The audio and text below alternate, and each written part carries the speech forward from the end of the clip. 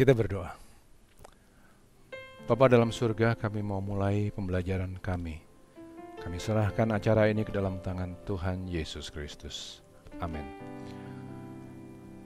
Di sini kita punya slogan, punya moto.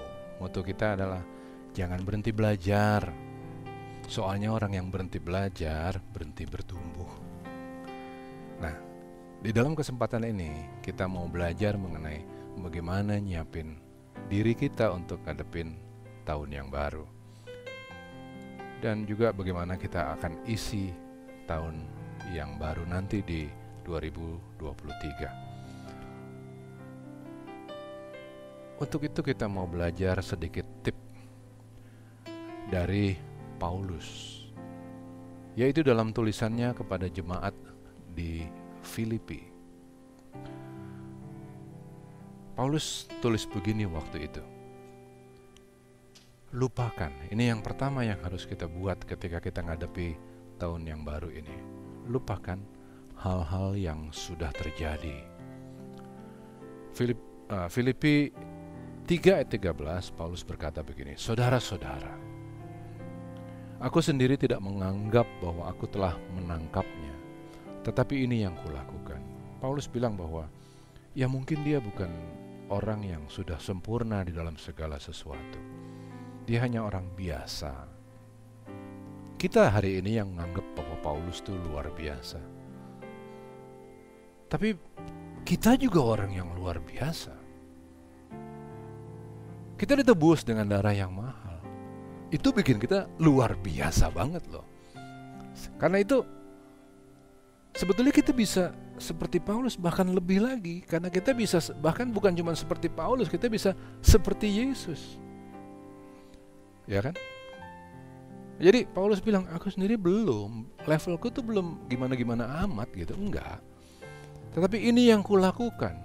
Walaupun aku penuh kekurangan sana sini, tapi ini yang kulakukan. Aku melupakan apa yang telah di belakangku, kata Paulus, dan mengarahkan diri kepada apa yang di hadapanku. Nah, tahun 2022 ini udah bikin garisan-garisan, torehan-torehan yang dalam. Membentuk suatu sejarah dalam hidup Bapak Ibu, saya, dan kita semua. Dan saya nggak tahu ya, sejarah yang seperti apa yang terjadi dalam hidup kita. Ya kalau sejarahnya sejarah happy sih, kita pasti bakalan ingat dengan sukacita kan, nggak perlu persiapan kan. Tapi kita mesti bicara kalau ternyata 2022 ini sejarah yang kita hadapin itu sejarah yang kurang enak. Mungkin ada kegagalan di situ, mungkin ada kekecewaan, takut, marah, dikhianati, difitnah. Keputusan-keputusan yang salah yang kita buat sepanjang tahun 2022. Mungkin ada. Bahkan mungkin juga ada dosa-dosa yang kita ngerasa keikat dan tertuduh dengan dosa-dosa itu. Nah, kalau apa yang dikatakan sama Paulus tadi, ya dia bilang, aku sendiri belum menangkapnya, tapi aku melupakan apa yang telah di belakangku. Lupain. Kalau kita memang punya dosa, kesalahan, dan lain-lain, datang kepada Tuhan, kemudian minta pengampunan. Saat itu juga dosa kita diampuni. Gak usah takut, gak usah ragu-ragu. Saat itu juga dosa itu diampuni. Lupakan, tinggal di belakang. Kegagalan kita, rasa marah kita, keputusan-keputusan bodoh yang kita buat, udahlah, itu udah terjadi. Kecuali kalau memang masih ada yang masih bisa kita buat untuk memperbaiki. Kita kecewain orang, ya perbaiki. Keputusan-keputusan yang salah itu masih bisa kita perbaiki, ya perbaiki. 2023 adalah kesempatan untuk perbaikan. Lakuin. Tapi kita harus punya hikmat, kebajikan untuk bisa bedain mana yang bisa diperbaiki dan mana yang enggak.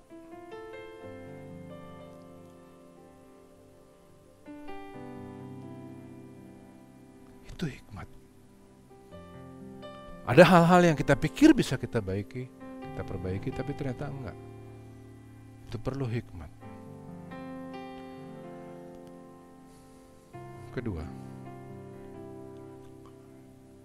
semua yang di belakang udah kita bisa lupain. Dosa pun sudah diampuni. Maka yang bisa kita kerjain adalah lihat ke depan dengan harapan-harapan yang baru. Sekali lagi Paulus ngasih contoh. Dikatakan begini dalam Filipi 4 ayat yang pertama. Karena itu, saudara-saudara yang kukasihi dan yang kurindukan, Bapak Ibu, saudara-saudara yang menyaksikan acara ini dimanapun Anda berada, tulis Paulus kepada kita semua. Saudara-saudara yang kukasihi dan yang kurindukan, sukacitaku dan mahkotaku, kita semua, berdirilah juga dengan teguh dalam Tuhan, bersama-sama dengan Paulus dan seluruh pahlawan iman. Berdirilah teguh dalam Tuhan, hai saudara-saudaraku yang kekasih. Kenapa kita mesti melihat ke depan? Karena di depan sana ada suatu janji yang hebat yang Tuhan kasih buat kita, jauh lebih hebat daripada segala kesalahan kita, kekecewaan kita di masa lalu. Yang di depan ini luar biasa. Tuhan katakan gini, Paulus katakan begini dalam firman Tuhan, karena kewargaan kita adalah di dalam surga. Kita ini sekarang masih dalam pembentukan untuk jadi keluarga kerajaan surga. Ya jelas saja kita masih salah, pernahlah kita bikin salah, pernahlah kita kecewa, pernahlah kita ngerasain segala sesuatu yang kita rasain. Iyalah, orang kita dalam pembentukan, kita ini dalam proses renovasi. Kalau lagi di proses renovasi ya pasti ada yang gak enak lah yang kita rasain. Tapi jangan keikat. Kita ini warga kerajaan surga. Warga kerajaan surga itu bukan orang-orang yang keikat di masa lalu. Warga kerajaan surga adalah orang-orang yang memiliki pengalaman masa lalu, punya sejarah, tapi kemudian dia bisa melihat ke depan. Gak ada orang yang maju dan tetap keikat di belakang. Gak bisa, gak ada itu. Kewargaan kita ada di dalam surga. Dan dari situ juga kita menantikan Tuhan Yesus Kristus sebagai juru selamat. Nah, kalau kita mau ngisi hari-hari kita dengan ngelihat ke depan, maka yang bisa kita buat adalah bikin janji yang baru. Semangat tahun baru yang baru, yang kita bikin dengan kesadaran bahwa setiap janji harus dipenuhin loh. Itu bukan tugas Roh Kudus untuk penuhin janji-janji yang kita buat. Itu bukan tugas Allah. Nggak bisa kita bilang gini, Tuhan, tahun depan aku berdoa di dalam nama Tuhan Yesus supaya aku menjadi orang yang baru. Nggak cukup. Karena ini harus teamwork, kerjasama. Kita minta Tuhan melindungi kita, kasih kita kekuatan untuk ngelakuin janji-janji kita ini. Tapi kita juga harus melangkah. Bagaimana kita melangkah kalau kita nggak punya plan? Lebih parah lagi, bagaimana kita melangkah kalau kita keikat di belakang? Nggak bisa dong. Jadi untuk bisa bikin janji dan mampu kita penuhin, it's a teamwork antara kita dengan Roh Kudus.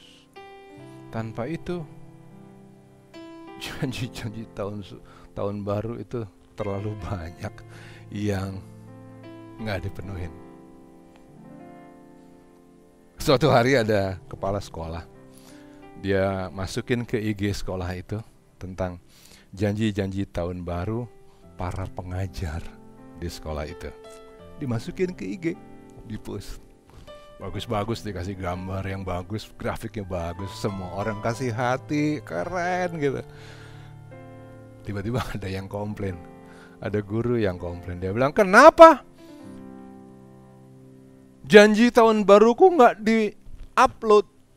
Kenapa nggak di-post? Marah dia, rungsing banget. Pokoknya dia kayak tantrum, marah-marah gitu. Ya, si kepala sekolah dengan tenang dia pikir, well, jangan-jangan ada yang kelupaan, memang mungkin jangan-jangan salahku. Dia periksa, bener loh, memang salahnya si kepala sekolah.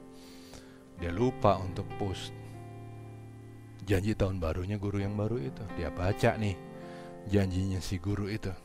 Bagus lu, janjinya bagus banget. Tahu janjinya apa?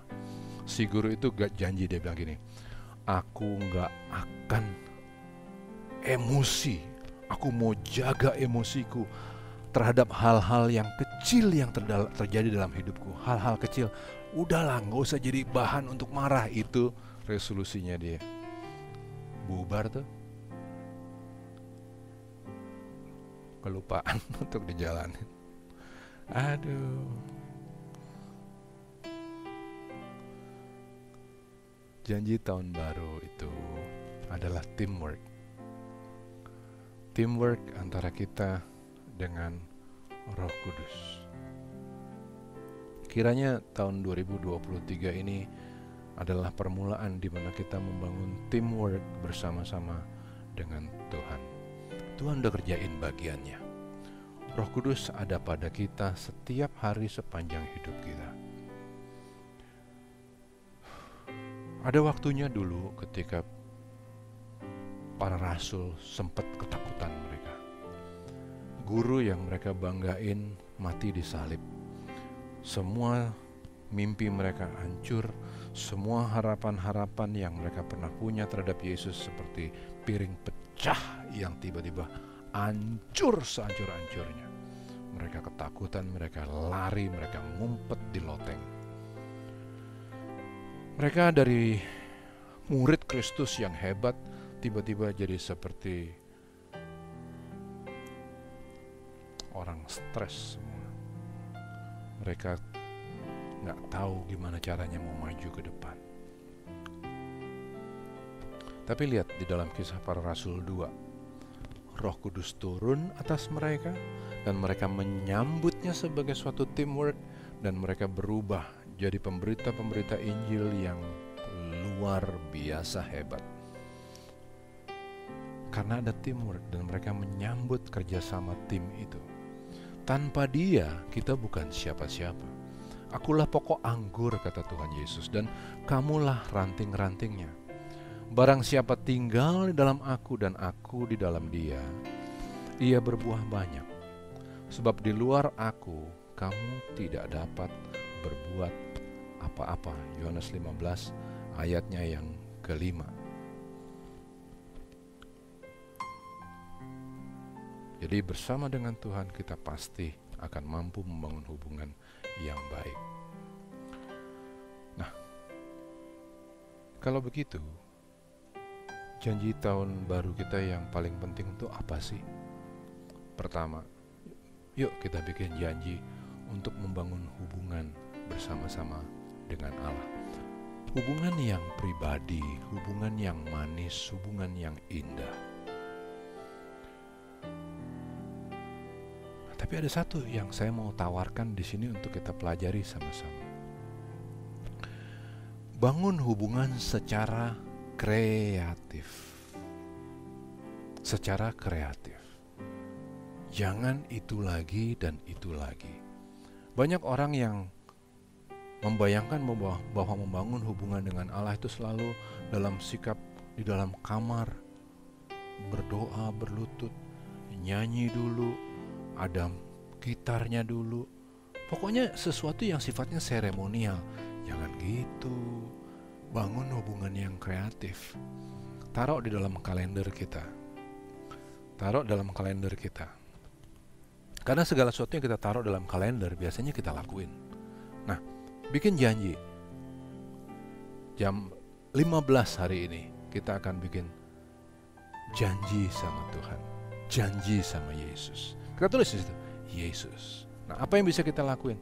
Jalan jalan sore bareng Tuhan Yesus, jalan pagi sama Tuhan Yesus, kita jalan sendiri, kita komunikasi sama dia, kita bersyukur sama dia lewat jalan pagi kita itu, kita pikirin apa yang mau kita kerjain hari ini bersama dengan Tuhan. Apa yang bisa kita buat dengan baik kepada orang lain, apa? Pikirin, Tuhan aku mau bikin ini dan itu, semuanya untuk Tuhan. Itu hubungan. Kita bisa baca buku yang bagus yang kita suka. Sambil baca buku kita pikirin, gimana caranya nerapin ilmu yang kita belajar dari buku ini untuk membangun hubungan sama Tuhan. Apa nilai-nilai apa yang bisa kita bangun lewat buku-buku kita ini? Itu pun cara membangun hubungan. Jadi nggak harus dengan cara yang monoton, yang sifatnya cuman ritual, bukan. It's my appointment with Jesus. Baca Alkitab udah pasti. Tapi bikin yang lain-lain, masak sama Tuhan. Apa kek? Boring loh. Kalau kita mau bangun hubungan sama Tuhan tapi sifatnya ritual, boring. Kreatif yuk, bikin sesuatu yang kreatif. Kemudian waktu kita bersama dengan Tuhan itu harus dimulai dari jangka waktu yang pendek. Makin lama makin panjang, makin lama makin panjang, dan makin lama makin panjang. Karena seperti pergi ke gym, kita nggak mungkin bisa ngangkat beban tiba-tiba 100 kilo. Kalaupun kita bisa ngangkat 100 kilo, kita kecapean. Abis itu setahun, abis itu kita bukan hanya kecapean, tapi kita juga langsung jadi trauma, berhenti. Nah, yuk, mulai dengan waktu yang sedikit, tapi terus kita tingkatin dan tingkatin dan tingkatin. Saya yakin Tuhan Yesus akan lebih happy ketemu sama kita sehari 10 menit sepanjang tahun setiap hari, daripada ketemu sama Tuhan 1 tahun, tapi habis itu 2 tahun, 1 tahun kita libur. Ya, nah dengan cara itu kita akan bisa membangun hubungan yang makin lama makin bagus, makin bagus. Ambil bagian dalam pelayanan. Karena kalau kita sama-sama ambil bagian dalam pelayanan, kita masuk dalam suatu komunitas, itu lebih seru untuk bangun hubungan sama Tuhan daripada kita sendirian. Nah, itulah yang kita bisa pelajarin untuk persiapan kita ngadepin tahun yang baru ini. Oke, habis itu, apalagi sih yang bisa kita kerjain bersama-sama dengan Tuhan? Bangun kebiasaan-kebiasaan yang baru. Bangun kebiasaan-kebiasaan yang baru. Di dalam salah satu pemberitaan firman Tuhan yang pernah saya sampaikan di Lifehouse Community, bisa diikutin nanti, cari Lifehouse Community di YouTube, dan kita akan temuin satu bagian firman Tuhan atau suatu penyampaian kebenaran yang saya kasih judul Oxytocin Overdose. Nah, saya mau jelasin di sini. Kebiasaan, yang disebut dengan kebiasaan, singkat aja nih saya mau jelasin. Yang disebut dengan kebiasaan itu timbul karena cara bekerja otak kita. Gimana? Otak kita itu kerja dengan sistem yang sangat sederhana. Caranya gini. Ada trigger. Trigger ini menimbulkan suatu reaksi. Reaksi ini kemudian kalau diikutin akan nimbulin rasa enak. Oke, saya jelasin ya. Waktu kita bayi belum bisa mikir, kita ngerasa bahwa kita kepengen digendong sama orang tua kita, kepengen ngerasa disayang, dipeluk, ngerasa aman. Itu triggernya. Apa yang kemudian kita bayi, kita yang dulu masih bayi, lakuin? Kita nangis sekencang-kencangnya, kita nangis. Begitu kita nangis, itu reaksi kita. Begitu kita nangis, kemudian apa yang terjadi? Ada reward. Ada orang tua kita datang yang gendong kita, ganti popok kita, ngasih kita rasa aman dan nyaman. Kita belajar sekarang. Kalau kita pengen sesuatu, kita bikin ini, kemudian terjadilah suatu reward, ada suatu hasil. Itu kebawa sampai gede. Kita lagi kecewa. Apa yang mesti kita buat nih? Makan es krim. Jadi, kecewa triggernya. Reaksinya kita makan es krim, begitu makan es krim kita ngerasa enak. Kalau udah ngerasa enak, kita ulang lagi. Jadi kalau kita ngerasa nggak aman, kita ngerasa marah dan lain-lain, kita ulang lagi. Begitu juga kenakalan. Waktu kita di sekolah dulu, kita kepingin dianggap orang yang keren, yang bisa bergaul sama anak-anak yang keren. Padahal anak-anak nakal. Apa yang kita buat? Kita tiru mereka. Mereka bikin A, kita bikin A. Trigger, reaction, reward. Rewardnya kita dianggap jadi satu kumpulan sama mereka, kita bangga. Oh, kita satu kumpulan sama mereka. Nah, setelah itu menjadi kebiasaan, maka kita nggak harus mikir sama sekali. Sama sekali kita nggak harus mikir. Itu akan terjadi dengan sendirinya. Begitu kita ngerasa nggak aman, kita makan es krim. Begitu kita kepengen ngerasa diterima sama orang, kita bikin sesuatu yang bandel, sesuatu yang harusnya nggak kita kerjain. Itu jadi suatu kebiasaan. Nah, kebiasaan ini berulang-ulang karena ada trigger, reaction, dan reward. Itu makanya suatu kebiasaan, apalagi kebiasaan yang buruk, itu susah sekali untuk dihilangin. Karena ya itu tadi, ada rewardnya, selalu ada rewardnya. Memang otak kita ini ada satu bagian kecil ya yang ngajarin kita hal-hal yang baik. Kalau kita pergi ke gereja, kita dikasih tahu bahwa kita nggak boleh bikin begini, kita nggak boleh bikin begitu. Orang tua kita ngasih tahu kita, sahabat-sahabat kita ngasih tahu kita, dan itu terekam di bagian otak kita. Tapi dalam kondisi sulit, dalam kondisi yang paling sulit, kondisi yang menegangkan, bagian otak itu akan mati, dia nggak kerja. Begitu dia nggak kerja, diambil alihlah sama yang disebut dengan kebiasaan. Sekarang gimana caranya supaya kita bisa bangun kebiasaan yang baru? Caranya begini. Kita harus bangun trigger, reaction, reward yang baru. Ingat ya, trigger, reaction, dan reward yang baru. Di dalam badan kita ini ada yang disebut dengan oksitosin.